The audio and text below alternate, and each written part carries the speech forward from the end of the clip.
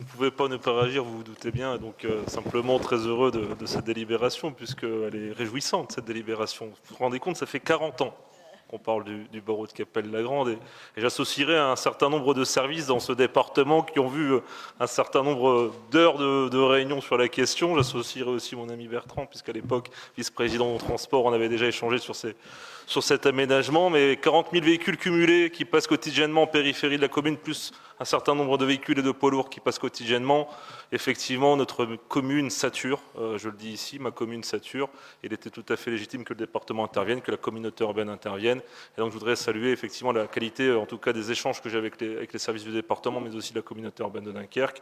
Rassurer aussi un certain nombre d'élus, mais aussi un certain nombre d'usagers que ce n'est pas simplement un projet routier, puisque c'est un projet aussi d'aménagement paysager, mais aussi un projet où il y aura de la voie douce, de la mobilité douce, et on travaille en tout cas à ce que ce projet ne soit pas simplement un simple projet routier et qu'on y mette bien entendu tout l'intérêt que cela a pour l'ensemble de la population, non seulement la mienne, et que ce soit un projet qui soit une nouvelle dimension, non seulement pour la rentrée d'agglomération de la communauté urbaine de Dunkerque qui sera dans ma commune. Voilà.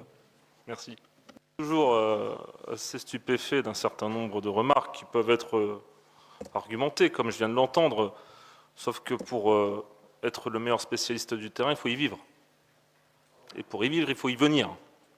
Donc tout simplement, en 40 ans que les usagers, les habitants de cette commune, mais aussi tout ce qui a trait effectivement à son occupation quotidienne, vous verrez bien que quand vous aurez un certain nombre de dizaines de milliers de véhicules qui passent quotidiennement dans votre commune, c'est aussi de la pollution, c'est aussi des nuisances, c'est aussi de l'insécurité.